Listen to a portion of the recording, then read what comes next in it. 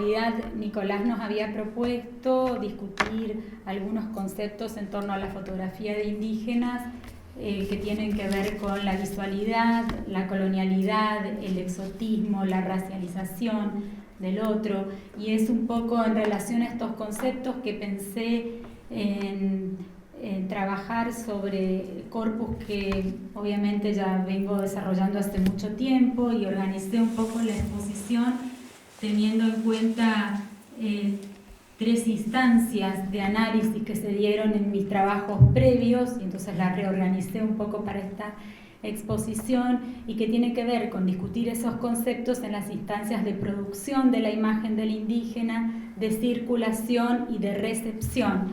Y esto es interesante para poder dialogar también con la fotografía de la Patagonia, porque, que es un poco el tema de la mesa, ¿no? Porque en realidad nos vamos a encontrar tanto en las distintas instancias, principalmente en la producción y en la circulación, con algunos diálogos históricos que ya se han dado y algunos usos y apropiaciones que se han dado respecto de las imágenes de un territorio en otros espacios y en otros contextos iconográficos.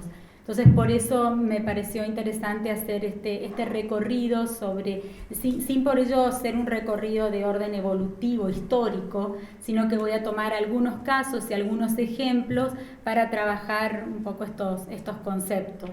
En este mapa solamente estamos ubicando lo que se conoce como Gran Chaco, que es un territorio que lo comparten Argentina, Bolivia y Paraguay. Los corpus que yo he trabajado y que he analizado han surgido de distintas experiencias colonialistas, ya sea de antropólogos, viajeros, fotógrafos, distintos agentes, funcionarios, incluso de los distintos estados nacionales, sacerdotes que estuvieron en este ámbito del Gran Chaco, donde hay una diversidad, y hay una diversidad de grupos étnicos. Bien, la idea entonces de discutir estas producciones, atendiendo a los modos de construir la imagen del otro indígena, que implica justamente un campo más amplio de construcción de la mirada, nos remite entonces a estos cruces entre visualidad y colonialidad. Si pensamos la visión como un entramado de valores, identidades y subjetividades, donde mirada e imagen constituyen construcciones simbólicas, sistemas de códigos, prácticas de ver y mostrar, pero también de visibilizar e invisibilizar, uno de los focos de atención apunta a entender ese carácter social de la visión y su relación con el poder, también cómo opera esa mirada hegemónica occidental, colonial, una mirada no solamente normalizadora y clasificadora, sino también estetizante. Así, la mirada colonial de las producciones fotográficas sobre el indígena chaqueño que nosotros analizaremos se sustentan en lo que Barrientos denomina la colonialidad del ver.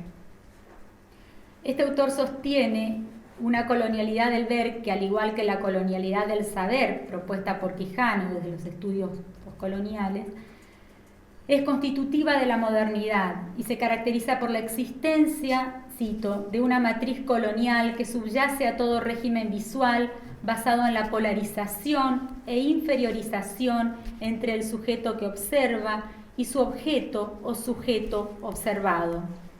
Esa colonialidad del ver que se ha producido desde la época del descubrimiento. Pongo ejemplos del caso de un ejemplo del sur, justamente porque del Chaco no tenemos imágenes de la época colombina, posterior a la época colombina. Esta colonialidad del ver, entonces, que viene de épocas históricas con diversas reactualizaciones y apropiaciones, se sustenta en un modo de ver eurocéntrico. Como Schwartz y Stamm argumentan, el eurocentrismo funciona como una forma de pensamiento que impregna estructuras, prácticas y representaciones contemporáneas, incluso después de la finalización formal del colonialismo. Así, la construcción de imágenes que se sustentan en una matriz colonial se defienden y se reproducen en y a través de imágenes eurocéntricas. A la vez, veremos cómo el eurocentrismo que caracteriza la mirada sobre el otro, en este caso el otro indígena chaqueño, conjuga exotismo con discurso racial. El eurocentrismo es así un sustrato ideológico común al colonialismo, al imperialismo y al discurso racista, dicen Joat Istam, una forma de pensamiento que permea y estructura las prácticas contemporáneas y las representaciones aún después del fin del colonialismo. De este modo, y para entender algunas cuestiones conceptuales, entramos al ámbito de la producción del indígena, de la fotografía del indígena chaqueño.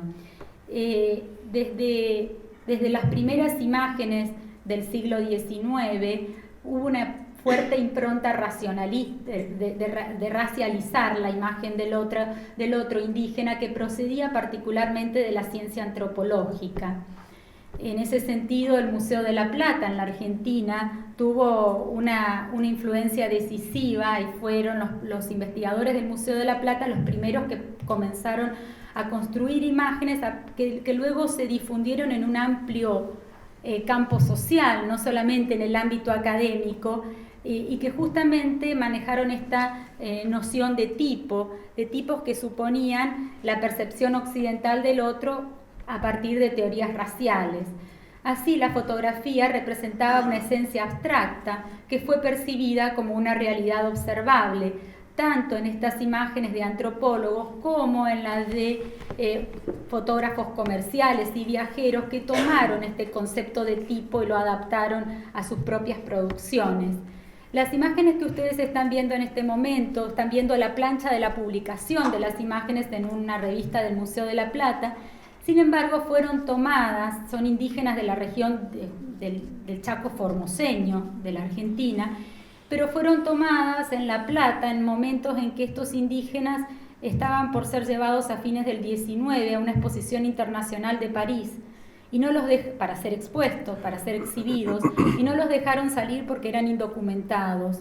Estuvieron varios meses radicados en el Tigre en un momento, en distintos lugares de Buenos Aires, y es allí donde Lesman Nietzsche, un antropólogo del Museo de la Plata, hizo su trabajo de campo, y con Bruch, que fue el fotógrafo del Museo de la Plata, obtuvieron estas imágenes que siguen los parámetros de la fotografía antropométrica de fuerte contenido racial, con tomas de frente, perfil, medio cuerpo, cuerpo entero. Son muchas las imágenes siempre sobre fondo neutro, que fueron obtenidas en 1889 a este grupo de indígenas Takshik serían los tobas del norte. Tiempo después, ya en el 27, estamos viendo imágenes de otro antropólogo que ya comienza a hacer trabajos de campo reales, pero que en este caso sigue reproduciendo el mismo esquema de indígenas que llevaron a Buenos Aires para hacer una exhibición en la rural, y también aun cuando ya la fotografía antropométrica para fines del 20 no estaba siendo usada, seguían posando desde estos criterios.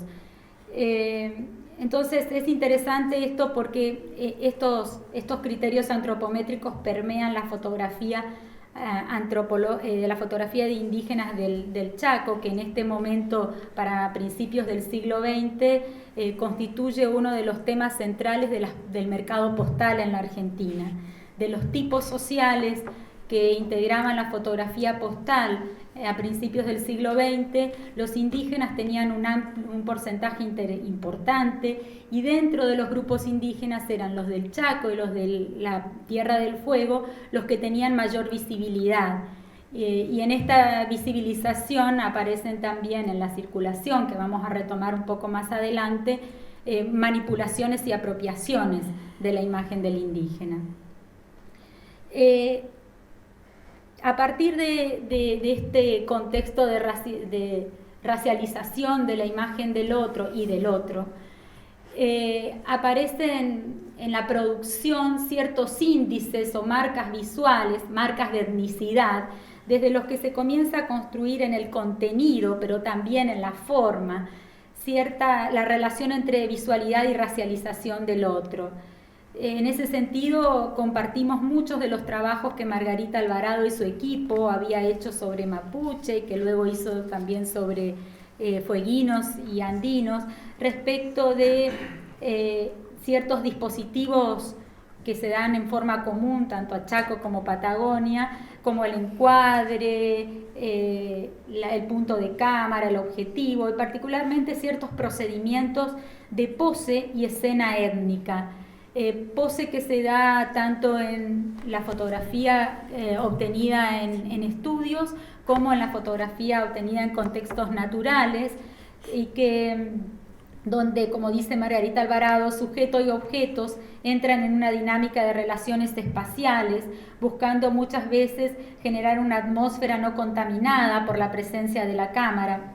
En estos procedimientos nos encontramos generalmente con un retratado que asumía una postura impuesta por el fotógrafo a su modelo. Predominan muchas veces las tomas frontales o laterales, donde el retratado posa erguido, ya sea mirando a la cámara, como en este caso, o mirando hacia un horizonte lejano.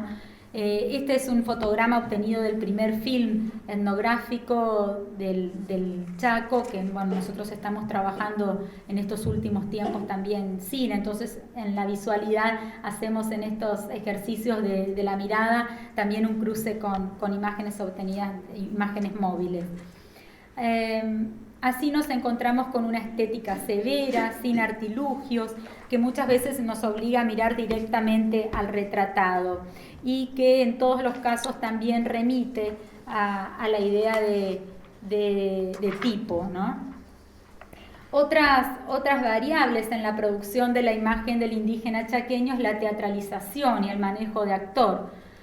Si bien, como Solage plantea, toda fotografía es teatralizante y por lo tanto eso fue actuado, la distancia entre la fotografía indígena y la social reside en que los sujetos que forman parte del teatro tuvieron escasa o algunas veces ninguna intervención en las instancias de construcción de la puesta en escena. Es cierto que muchas veces hubo negociaciones y que uno puede advertirlas, incluso nosotros lo trabajamos a estas negociaciones en el film, que ustedes están viendo un fotograma en este momento, pero en realidad las composiciones, también vemos esta cuestión de pose, escenario, vestimenta, guardan una relación más bien con los modos en que la cultura hegemónica y colonialista veía al otro, que desde la propia negociación de la escena. Esto se advierte mucho en el cine documental de la época, que era el cine documental de la década del 20, en el que está inserto este film que ustedes están viendo, un fotograma. Eran utilizados muchas veces como adelantos de las películas largas en las capitales europeas.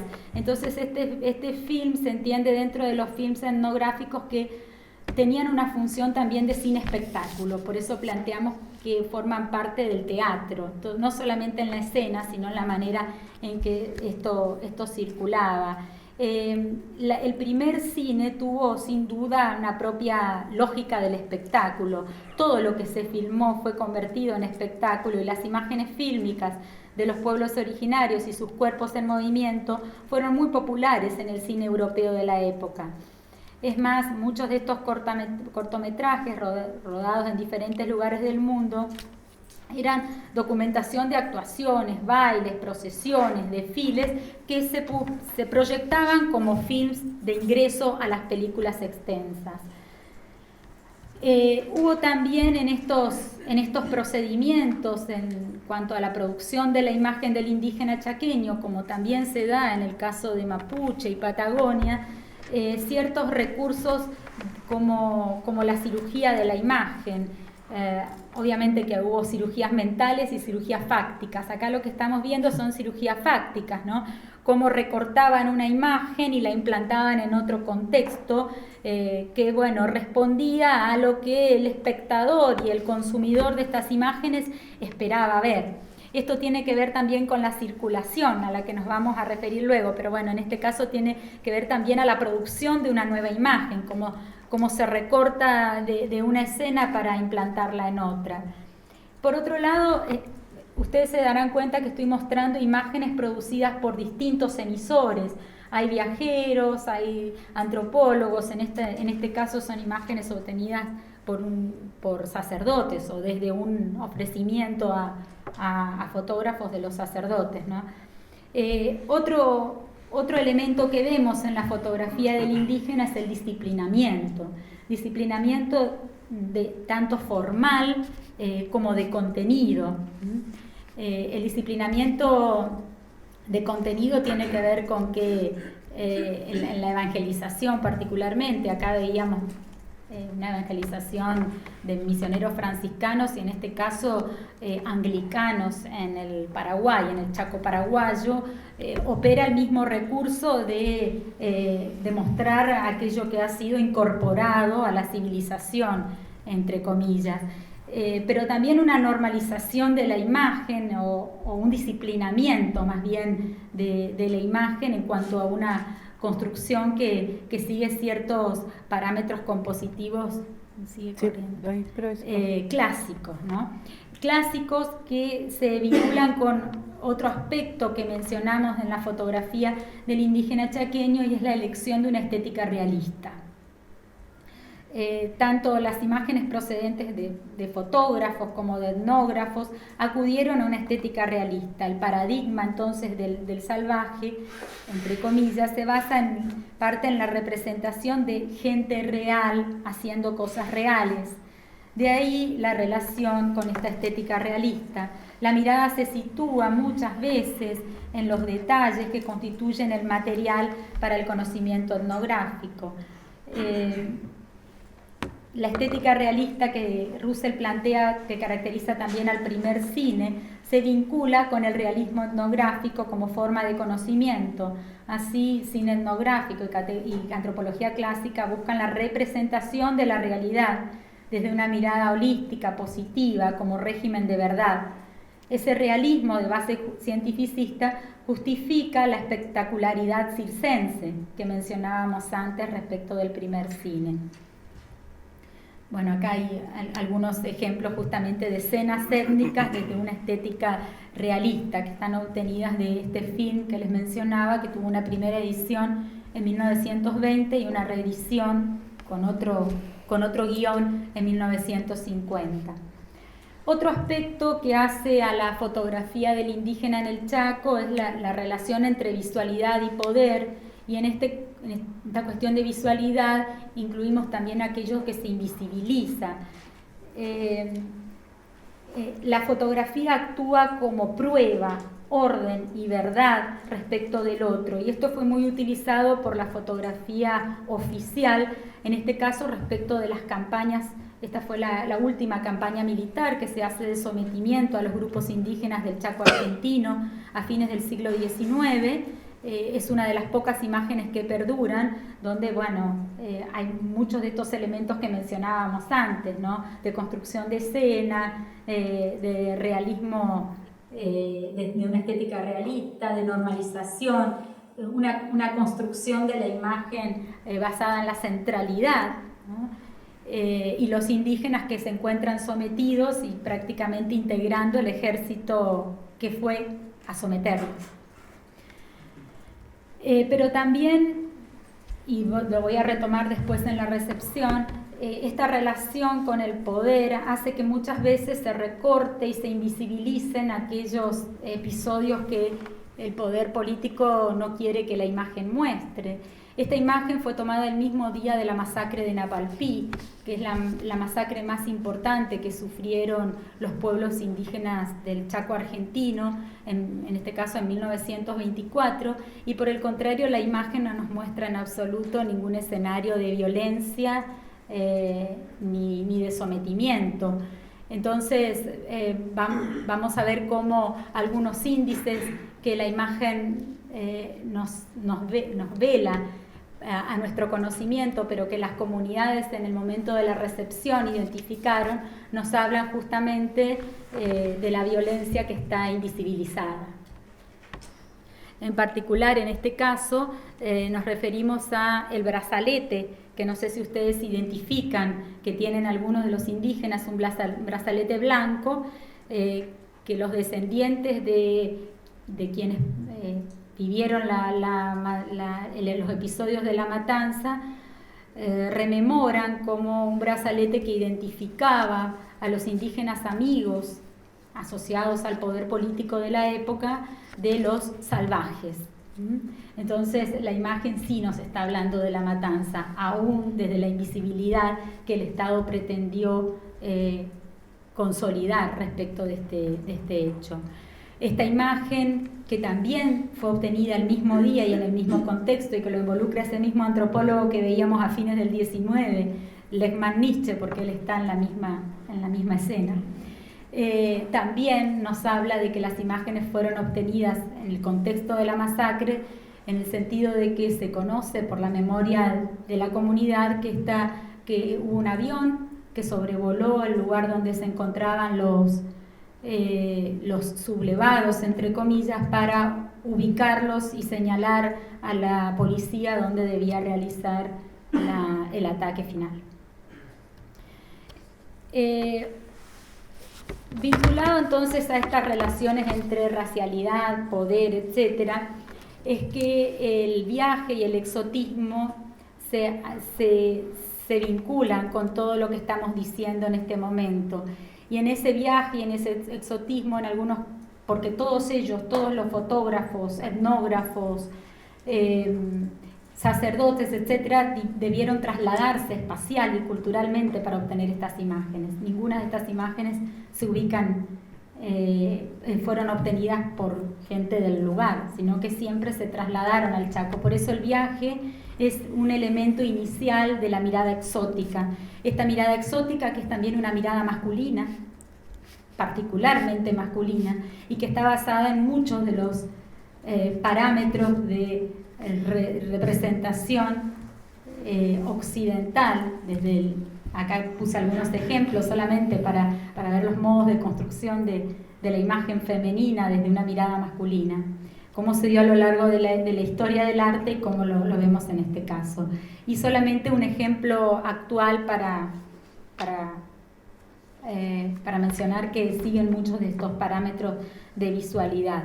Con respecto a la circulación de estas imágenes, como les mencionaba recién, la circulación implicó la apropiación por parte de casas editoras y que constituían otras imágenes, ya sea pintándolas o incorporando epígrafes que respondían a visto un indio, visto todos, y enfatizando la cuestión salvaje y primitiva del otro, también enfatizando en muchos casos la idea de reliquia, de aquello que se nos está perdiendo y que tenemos que rescatar y que la imagen de algún modo está rescatando. Esto fue muy fuerte en la fotografía postal de principios del siglo XX en la Argentina.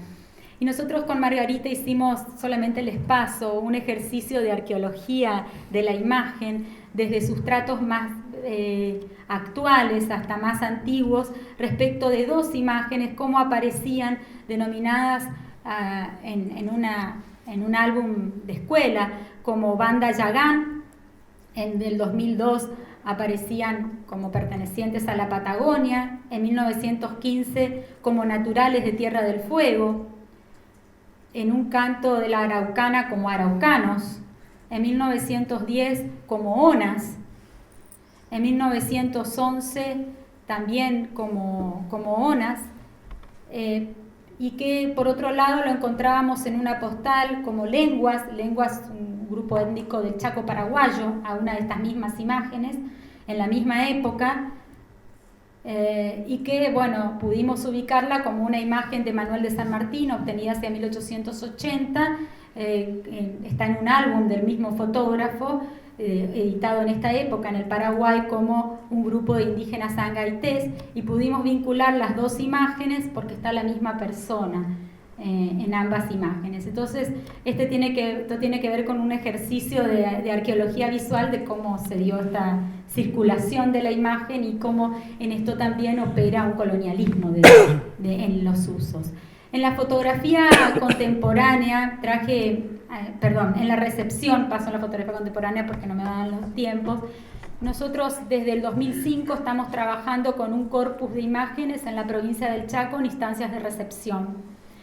Y ha dado, bueno, probablemente algunos de ustedes podrían haber leído esto o habrán escuchado, porque yo en una oportunidad hice algunos comentarios sobre las distintas estrategias de reencuentro que planteamos respecto de las imágenes en distintas comunidades y con distintas respuestas, en algunos casos respuestas a través de la producción pictórica, de textos de niños y jóvenes, en otros casos a través del intercambio, de acercarnos ellos otras imágenes.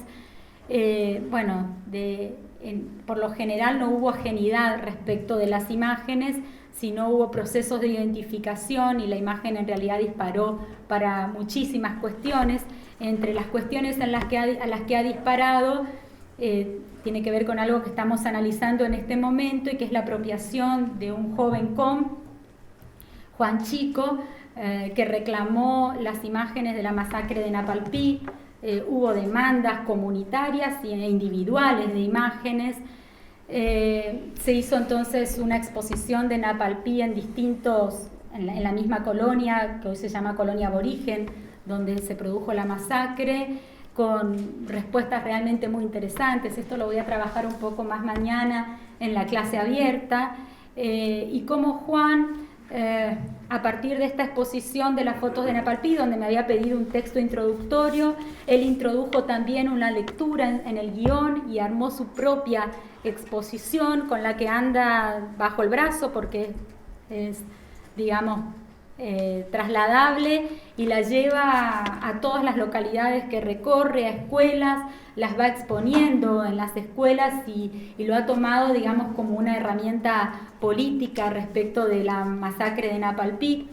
Y solamente quería cerrar en este ejercicio que es discutible de colonización, si podríamos decir, respecto de poder discutir estas imágenes también con las comunidades, sabiendo y reflexionando sobre nuestra propia práctica como investigadores, sabiendo que íbamos con un objeto cargado de colonialidad, pero tratando de explorar acerca de cuáles eran las respuestas y cómo estas respuestas realmente están llegando, en muchos casos, mucho tiempo después de que las imágenes fueron intercambiadas con la comunidad.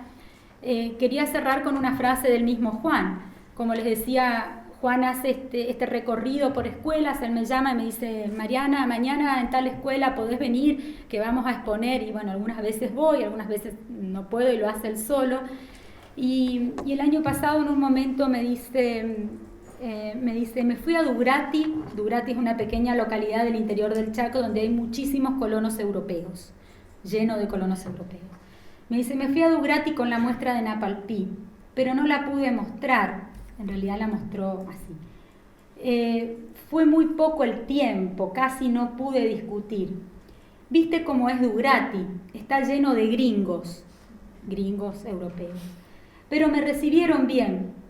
Y entonces yo pensé en proponerles que ellos busquen sus fotos y que armemos una muestra juntos con estas que yo tengo de Napalpí y las que ellos junten. Y entonces invitamos a los mocovíes del Pastoril, que está cerca. Yo creo que es una forma de dialogar. Muchas gracias.